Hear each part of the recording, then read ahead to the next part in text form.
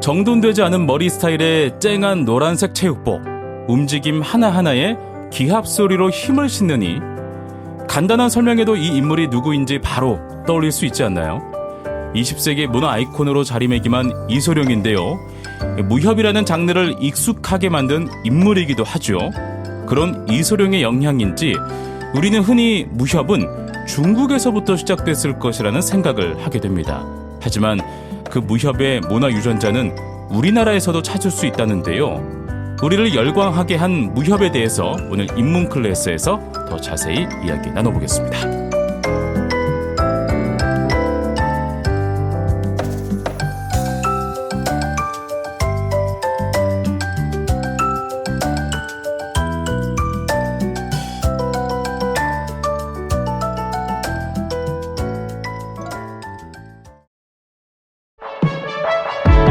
원광대학교 HK+ 지역인문학센터와 함께 우리 주변의 살아있는 이야기를 쉽고 다양하게 즐기는 인문 클래스. 오늘은 원광대학교 동북아시아 인문사회연구소 윤재미 연구교수님과 함께하겠습니다. 안녕하세요, 교수님. 반갑습니다. 안녕하세요. 네. 원광대학교 동북아시아 인문사회연구소 윤재민입니다. 반갑습니다, 교수님. 예. 교수님과 저는 이렇게 첫 시간인데 무협이라는 문화 유전자에 대해서 이야기를 해주신다고요? 네, 그렇습니다.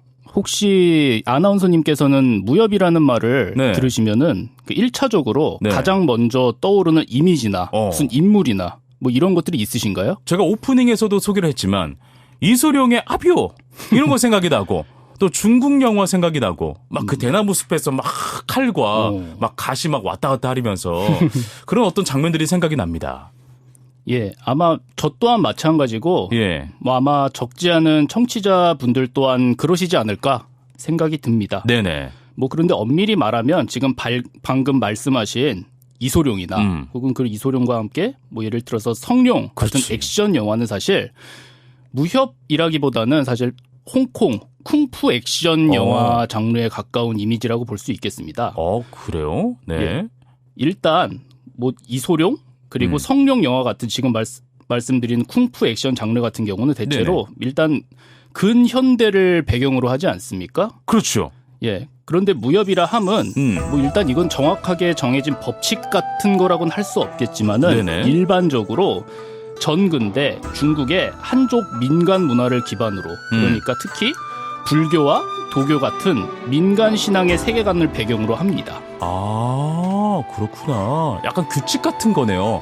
법칙은 아니지만 약간 규칙 같은 거. 예, 그렇습니다. 불문율이라고 볼 수 있을까요? 네네. 예, 그리고 여기에 그치는 것이 아니라 무엇보다 중요한 것은 그 물리적인 힘, 지금 아비오하셨던 그 무술에 그리고 정신적으로 자신만의 정의를 관철한다는 의지, 보통 이 협의라고 하고요. 네. 이것을 풀어서 이야기하자면 기세가 좋은 적극적인 마음이라고 할 수 있습니다.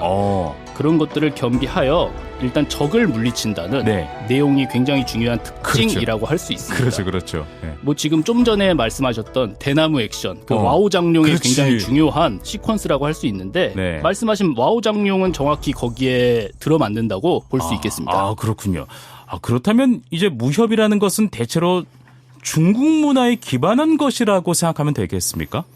물론 그렇게 볼 수 있습니다. 예. 하지만은 꼭 그렇지만은 않습니다. 예. 일단 중국 전통 문화가 기본적으로 우리나라와 오랫동안 문화적으로나 정신사적으로나 공통된 부분이 굉장히 많지 않습니까? 많죠. 무협 또한 마찬가지입니다. 네. 세계적으로 이 무협물의 대명사는 보통 지금 아비오하는 이소룡이나 그것과 관련된 중국 한족의 문화적 기원인 중원, 이것이 보통 여기서 중원이라고 한다면은 중국의 어떤 고대 상나라 황하 문명의 발상지라고 하는 곳을 중심으로 뻗어나가는 일단 의연물이라고 그렇군요. 하는 것들이 일단 주제라고 할 수 있는데 한반도 일대를 배경으로 하는 우리나라의 홍길동전이나 뭐 전우치전 같은 작품 아시나요? 네, 그럼요. 에서 알 수 있듯이 이 무협의 전통은 일단 한국에도 존재한다고 할 수 있습니다. 교수님의 설명을 듣다 보니까 정말 좀 그렇다라는 생각이 듭니다. 홍길동이나 전우치도 말씀하신 것처럼 뛰어난 무술 실력에 도수를 부릴 줄도 알고 무엇보다 아까 언급했던 의협심도 있고 또 백성들을 위해 싸우고 그런 내용들이 다 담겨 있네요. 예, 맞습니다. 특히 우리의 홍길동전이나 전우치전은 네. 중국의 현대 무협 액션물, 그러니까 와우 장룡 같은 것들이 그런 것처럼 현대에 많이 리메이크도 되었죠. 그렇습니다. 예, 강동원 주연의 일단 전우치전 뭐 보셨을까요? 엄청 유명하죠. 예, 일단은 전우치전 같은 작품도 있고, 그리고 또한 홍길동전 같은 경우도 예. 사실 드라마나 90년대 애니메이션 같은 장르와 매체를 바꿔서 현대적으로 굉장히 많이 리메이크가 되었습니다. 맞습니다. 예, 이처럼 우리의 무협물 전통은 지금까지 이렇듯 살아 숨쉬면서 최근까지 이어져 오고 있습니다. 네, 알겠습니다. 오늘 주제가 이 무협이라는 문화 유전자와 K 콘텐츠인데요. 자연스럽게 본론으로 넘어갈 수 있을 것 같습니다. 말씀하신 대로라면 이 무협은 비단 중국의 전통 세계관에서 비롯된 게 아니라 한국의 것이라고도 할 수가 있겠네요. 말씀하신 대로입니다. 네. 예, 무협은 전통이라는 차원에서는 중국의 것이기도 한국의 것이라고도 할 수 있겠습니다. 네네. 오늘날 우리가 즐기는 현대 무협물이란 뭐 진정 무엇인지를 이 지점에서 말씀드리고 싶은데 네네. 현대 무협물의 역사는 지금 말씀드린 한 것보다도 사실 조금 복잡하고 재미있는 부분들이 있습니다. 어떤 측면에서 좀 복잡하고 재미있는 요소가 있는 걸까요? 제가 서두에서 아나운서님께 무협하면 가장 먼저 떠오르는 게 무엇인지 물어보지 않았습니까? 맞아요. 예. 그리고 아나운서님께서는 뭐 이소룡 그리고 그렇죠. 와우장룡 같은 것들을 말씀해 주셨어요. 뭐 바로 이것. 그러니까 우리가 무협하면 직관적으로 떠오르는 작품, 인물, 이미지와 관련되는 역사적인 사안입니다. 조금 더 자세하게 말씀을 들어볼까요, 교수님? 예, 알겠습니다. 사실 우리가 무협이라고 불리는 오늘날의 이 장르의 네. 컨벤션, 관습, 아까 말씀드렸던 뭐 불문율 같은 것인데 한국과 중국의 이 정신문화에 굉장히 공통된 자원인 것이 맞습니다. 그것들이. 네네. 사실 오늘날 우리가 즐기는 광의의 이 무협 장르의 형태는 예. 그러나 1950년대 홍콩과 대만에서 새로 만들어져서 1960년대에 우리나라에 유입됐다고 볼 수 있습니다.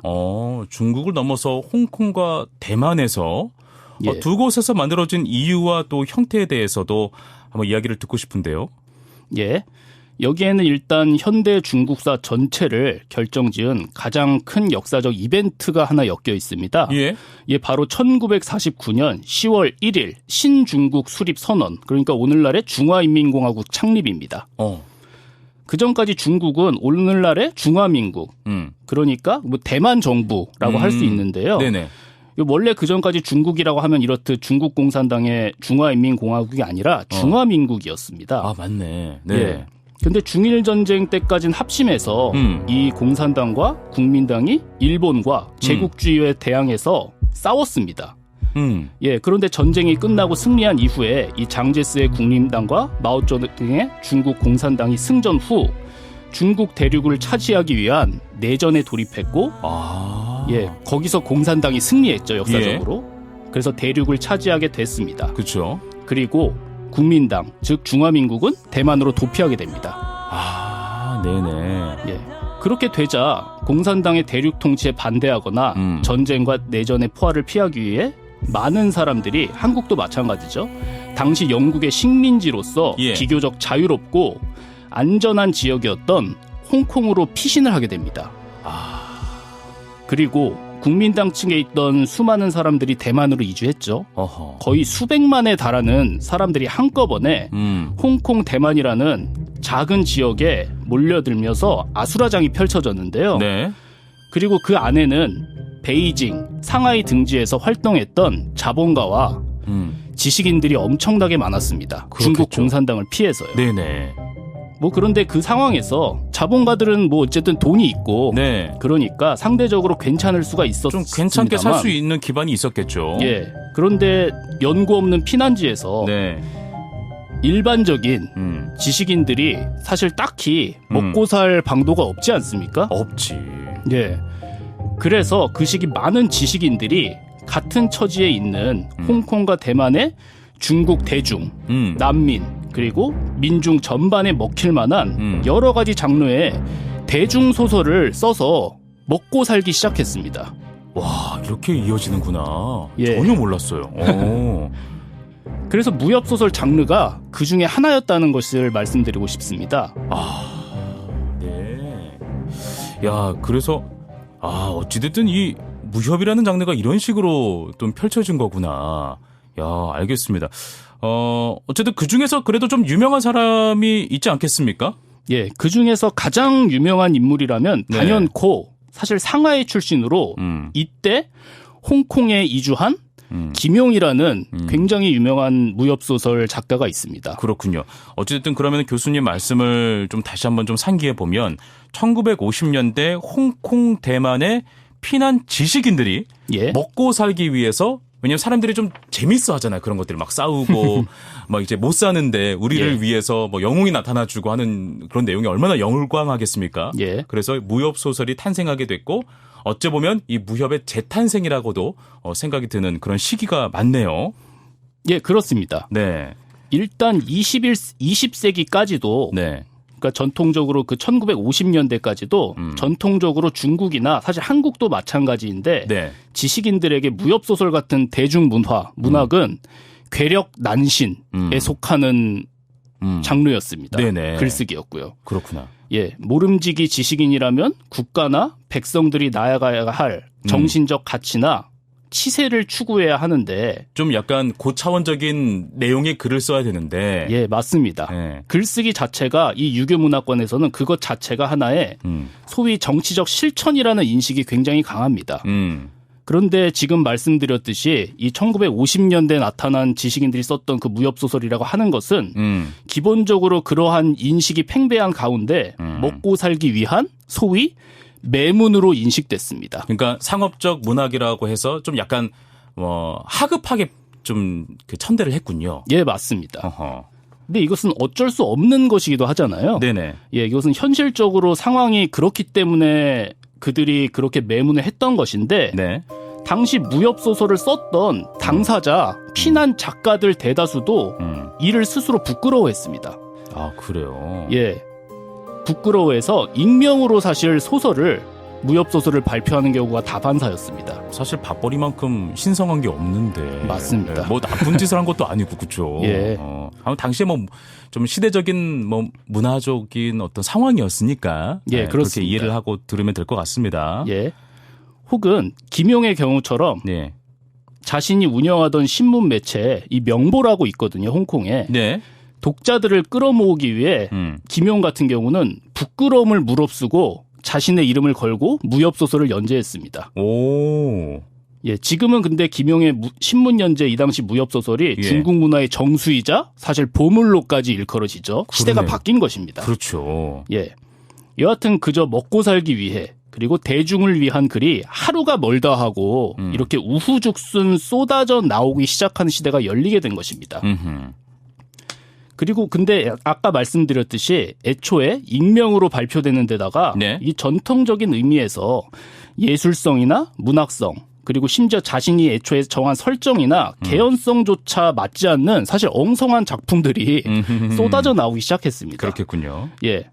그런데 여기서 또 흥미로운 것은 이 김용의 작품은 좀 예외고요. 기본적으로는 굉장히 사실 그런 가운데서도 높은 수준을 유지하는 퀄리티를 갖는 무협 소설이었습니다만 네네. 김용의 작품을 제외하고 이 당시 쓰여졌던 초창기 무협 소설 각각의 작품들은 오늘날 지금 사실 저도 이 무협 소설 연구자이긴 하지만 예. 대중의 눈높이 그리고 저의 그 관점에서 봐도 정말로 끝까지 읽기 어려운 작품들이 많습니다. 네. 예, 사실 이것은 특정한 문학적 전통이나 규범에 의지하지 않은 채 거의 뭐 방종이라고밖에 할 수 없는 내용과 설정들이 양적으로 네. 난립하게 되면서 시대적인 상황에 따라서요. 그렇구나. 그러면서 사실 재미있는 것은 이때 무협소설이라고 하는 장르의 관습이 네. 굉장히 두루뭉술하게 그저 중국 한족 전통의 굉장히 추상적인 시공간에서 인물들의 자유롭게 난립하고 싸우고 곁골트는 의미와 이미지 체계가 형성되게 되는 것입니다. 네네. 이를 보통 뭐 그전까지의 무협소설과 구분해서 최근에는 신파, 뉴 웨이브 무협소설이라고 보통 정의를 내립니다. 어허. 그리고 이것을 뭐 보통 요즘식으로 이야기하자면 전통의 현대적 재창안이라고 할까요? 그렇게 네네. 말할 수 있을 것 같습니다. 그렇게 전통적인 한족, 중국 전통의 모든 기호와 코드들이 이때 당시에 정말로 난립했던 수많은 익명의 엉터리 무협소설에 의해서 네. 수많은 전통적인 기호와 네. 코드들이 끊임없이 쪼개지고 예. 해체되고 어허. 자의적으로 재조립돼서 오. 순수하게 그저 재미를 관철시키는 것이면 뭐든지 오케이라는 관습이 새로운 물결, 뉴 웨이브로 형성됐다고 할 수 있겠습니다. 아, 그래서 젠탄생의 의미가 바로 여기에 있다라는 이야기군요. 예, 맞습니다. 아, 교수님 말씀 들으니까 이제 이해가 되기 시작합니다. 1950년대 홍콩과 대만에서 무협의 재탄생으로 이 무협이라는 장르가 오늘날 하나의 대중문화 콘텐츠가 될 초석이 되었군요. 예, 맞습니다. 그 아나운서님의 말을 받아 좀 더 부연하고 싶은데요, 여기서. 네. 무협이 현대적 의미에서의 대중문화가 됐다는 말은 결국 그것이 작가의 예술 혼이나 전문가 집단의 비평적 인정에 의해서가 아니라 그들이 속한 삶의 현장 속에서 대중과 끊임없이 접촉하고 그 안에서 살아 숨쉬게 됐다는 것입니다. 와, 계속 진화하고 좀 맞습니다. 완전히 대중문화에 정확하게 이해하고 있는 그런 메커니즘을 이어받고 있네요. 예, 그렇습니다. 이게 대중문화 콘텐츠의 본질이죠. 그렇죠, 그렇죠. 예. 이것이 뭐 물론 반드시 좋다고만 할 수는 없습니다. 예, 여러 가지 뭐 장단이 있는 것인데 네네. 어쨌든 저는 대중문화 장르나 콘텐츠의 역사를 이렇게 연구하다 보면 이런 집단과 군중의 힘을 느끼는 순간이 있는데 이 지금 말씀드렸던 현대 무협의 역사를 연구할 때 또 그것을 자주 느끼게 됩니다. 허허. 예. 대중문화나 콘텐츠라는 건 역사적으로 위대한 선악의 사상이나 철학보다 당대에 그 힘이 강하거나 엄청난 영향력을 갖는다고는 볼 수는 없습니다. 그렇겠죠. 예. 예. 그러나 끈질기죠. 가늘고 길게 네. 생명력을 잃지 않고 현재까지 이어져 지금의 형태나 관습에 이르는 경우가 많은데 네. 현대 무협소설이라고 하는 것들은 정확히 거기에 들어맞는다고 할 수 있겠습니다. 네. 자, 그러다면 이제 무대를 옮겨서 한국으로 한번 와 보도록 하겠습니다. 1950년대 홍콩과 대만에서 현대적 대중문화로 재탄생된 무협이 어떻게 한국까지 연결이 된 걸까요? 네, 오늘날 무협소설이라고 불리는 대중소설이 예. 한국에 처음 소개된 건 사실 1950년대 이전입니다. 아, 그래요? 1931년 예. 이 독립운동가 박건병 선생이 네. 맹천이라는 필명으로 이것도 익명이죠.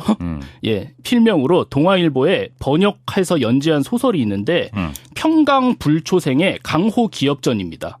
이것 또한 익명입니다. 그런데 이건 말 그대로 역사적인 소개 정도에 그쳤다고 할 수 있을 정도로 반향이 없었고 네. 그리고 연재가 중단되었습니다. 인기가 진짜 없었구나. 예. 네. 한국 무협물의 본격적인 시작은 그래서 보통 공식적으로 논의되는 것은 1961년 경향신문에 연재된 정엽지로 보통 이해가 됩니다.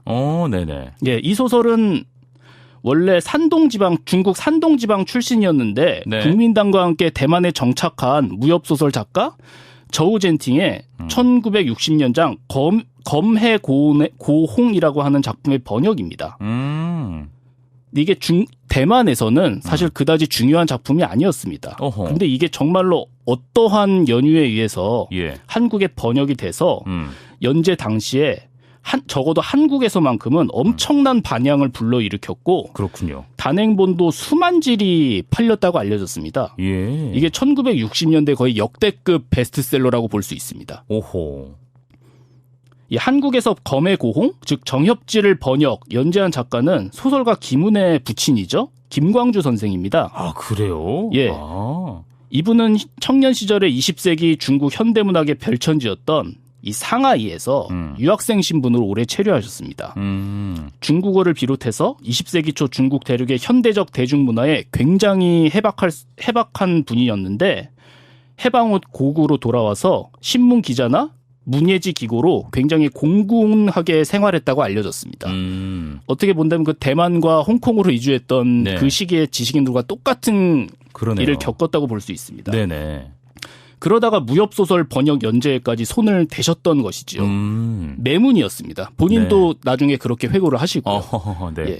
여하튼 이 정엽지의 엄청난 성공 이후로 한국의 홍콩 대만에 아까 말씀드렸던 신파 무협소설들이 마구잡이로 번역되기 시작합니다. 네네. 예, 이건 나름대로 다 잘 팔렸다고 알려져 있었습니다. 예. 인기가 있었으니까요. 네. 근데 문제는 그 당시 한국에서 무협소설은 홍콩이나 대만과 마찬가지로 예. 인기는 많았지만 천대시 됐습니다. 아, 그렇군요. 예, 뭐 당시 대중문화 콘텐츠에 대한 인식이 다 그랬죠. 그렇겠죠. 네. 예. 그런 와중에 인기가 많았으니까 돈을 벌기 위해서 출판사들이 번역의 퀄리티 같은 것은 신경조차 쓰지 않고 허허. 저작권 개념조차도 그 당시에는 없었는데 없지 뭐. 예. 예, 그냥 마구잡이로 신파 무협소설을 찍어내어 네. 한국에 유통했습니다. 허허. 뭐 그 와중에 제목이나 저자가 엉터리 뒤바뀌는 아이고. 건 다반사였고 아유, 부끄럽다. 예.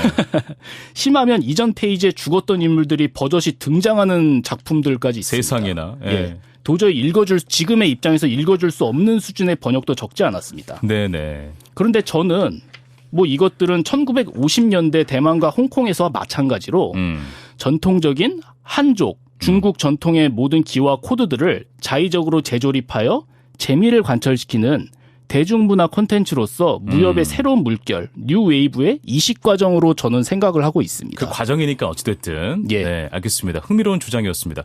그렇다면 한국 전통 무협 장르도 재탄생이 일어났을 것 같은데 혹시나 어떤 과정을 통해서 일어났습니까? 여기서 간단하게나마 말씀드리고 싶은 사안이 하나 있습니다. 예. 이 1960년대 한국의 무협물의 인기를 떠받쳤던 일련의 소수자, 마이너리티 집단이 있습니다. 그것은 바로 한국 화교입니다. 네. 예, 이들은 이전에는 뭐 조선 화교라고 불렸습니다. 그렇겠죠. 예, 대부분 인천에 인접한 그 중국의 산동성 예. 이주민 집단입니다. 그런데 아시다시피 지금 아까 말씀드렸던 1945년 한반도 분단과 좀 전에 말씀드렸던 4년 뒤 예. 중국의 공산화로 네. 한반도 남쪽에 거주했던 이 조선 화교들은 고향에 갈 수 없게 되었습니다. 그렇죠. 예, 그리고 정치적인 상황에 의해서 그들의 입장에서는 크게 연고도 없던 예. 대만 국적자가 됩니다. 중화민국 아하. 국적자가요. 그렇게 되는 거군요. 예. 예, 남한에서는 그럴 수밖에 없었으니까요. 그리고 이들은 그러한 시대 변화에 적응해서 대만과 홍콩을 오가면서 살았는데요. 당시 많은 신파 무협 소설을 이들에 의해서 한국에 번역되었습니다. 예. 이 재미있는 것은 흔히 한국 사회에서 예. 한국 화교의 문화적 흔적이라고 하면은 그들의 고향인 산둥 요리에 기반한 네. 한국식 중화 요리가 유명합니다. 그렇죠. 네. 예. 이것은 사실 한국 사회에선 빼놓을 수 없는 것이죠. 맞아요. 예. 근데 그 정도로 대중적이라고까지는 할 수 없겠습니다만 사실 현대적 무협 장르, 그 신파 무협 장르의 한국적 착근을 이끌었던 것 또한 사실 저는 한국 화교의 이 한국 사회에서의 사회문화적 기여라고 생각을 합니다. 그렇게 볼 수도 있겠네요. 예. 흔히 한국에서 이 다문화 사회라고 하면은 1990년대 이후를 지칭하는 경향이 많습니다. 네네. 그런데 이 무협 소설은 현대 한국 문화에 내재한 어쩌면 가장 오래된 다문화 유전자라고 볼 수 있을 것 같습니다. 그렇군요. 예. 이후 이를 기반으로 하는 뭐 권격 영화라고 불리는 중화권의 무협 영화가 네. 이 무협 소설 유행을 기반으로 한국에 물밀듯이 밀려오기 시작합니다. 네. 그러면서 이제 뭐 영화 쪽으로도 관심을 갖게 되고, 예. 네. 그래서 한국의 무협 장르가 정말 다문화적 물결 속에서 새롭게 태어났다라는 결론을 낼 수가 있겠군요. 정말 무협이 한국의 다문화 유전자라니 정말 인상이 깊습니다. 무협이라는 장르에 이렇게 중요한 역사가 깃들어 있는지는 교수님 아니었으면 전혀 몰랐을 것 같아요. 예, 감사합니다. 네. 또한 이러한 다문화적 하이브리드 경향은 필연적으로 또 뛰어난 인력과 작품의 해외 진출을 용이하게 하는 요인이 되었습니다. 2001년에 김태균 감독의 이 화상고라는 굉장히 독특한 맞아요. 무협 액션 영화가 있습니다. 장혁이라는 배우가 주연을 했었고. 예, 맞습니다. 네. 근데 이 영화도 당시 그 거장 쿠엔틴 타란티노가 네. 킬빌이라는 영화를 준비하고 있었습니다.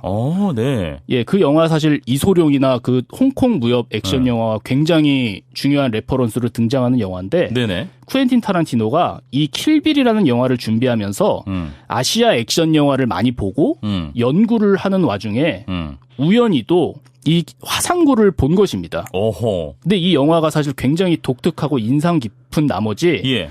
쿠엔틴 타란티노가 이 영화를 미국의 이 전국 단위 케이블 채널 MTV라고 있지 않습니까? 있죠. 예, MTV에 이 영화 판권 구입을 제안을 하고 이게 어떻게 성사되어서 예. 이 화상구라는 영화가 텔레비전 영화로 미 전역에 송신돼서 와. 꽤나 큰 주목을 받게 됩니다. 아, 그랬었구나. 이 예. 영화가. 네. 몇 년 동안 재방송이 됐습니다. 예, 사실 꽤 괜찮은 사실 흥행 성적을 냈다고 알려졌는데요. 그렇군요. 예. 이렇든 이 무협이라는 장르는 오늘날 글로벌하게 유통되고 큰 영향력을 갖게 된 이 K 콘텐츠의 어떤 네. 장르적인 문화적인 콘텐츠의 시초라고 할 수 있을 부분들이 있습니다. 네, 알겠습니다. 교수님 말씀 듣고 보니까 야, 이 무협이라는 장르가 다시 보이게 됩니다. 마지막으로 또 마무리 말씀을 듣고 저희 또 끝을 맺으면 좋을 것 같은데요. 예. 사실 하고 싶은 말이 이 무협에 관련해서는 너무너무 많아서 네. 사실 다 하지는 못했는데 네. 예. 마지막으로 그냥 한 가지 드리고 싶은 말씀은 오늘날의 이 K 콘텐츠의 성공이란 국경이나 민족을 불문한 다양성 그리고 대중과의 끊임없는 상호 소통으로 형성되어 전승된 문화 유전자의 사실 결과라는 것입니다. 네네. 무협은 그 한 일례라고 볼 수 있습니다. 무협에서 알 수 있듯 K 콘텐츠가 국산이라는 이유만으로 우리의 것이라고만 생각해서는 안 되고 청취자분들이 이 무협을 비롯한 대중문화 콘텐츠를 접할 때 우리가 이것들을 어떻게 이렇게 수준 높은 퀄리티와 다양성을 가지고 즐길 수 있는지를 한번 생각해 주셨으면 좋겠습니다. 네네. 그것은 사실 과거 동아시아 전체에 우리의 아버지, 할아버지 세대가 겪은 힘든 역사와 노력이 일단 뒷받침돼 있었고 그것에 사실 전승, 문화적 전승, 역사적 전승의 측면이 분명히 있는데 네. 이런 부분을 한번 생각해 보시면서 이 K 콘텐츠를 즐기시면은 또 의미가 있지 않을까 생각을 해봅니다. 네. 다문화 시대로 나아가고 있는 요즘 K 콘텐츠의 역사를 기억하며 앞으로 한 걸음 더 나아갈 수 있길 바라며 우리 주변에 살아있는 이야기를 쉽고 다양하게 즐기는 인문 클래스 원광대학교 동북아시아 인문사회연구소 윤재민 연구교수님과는 여기서 인사드리겠습니다. 고맙습니다. 감사합니다.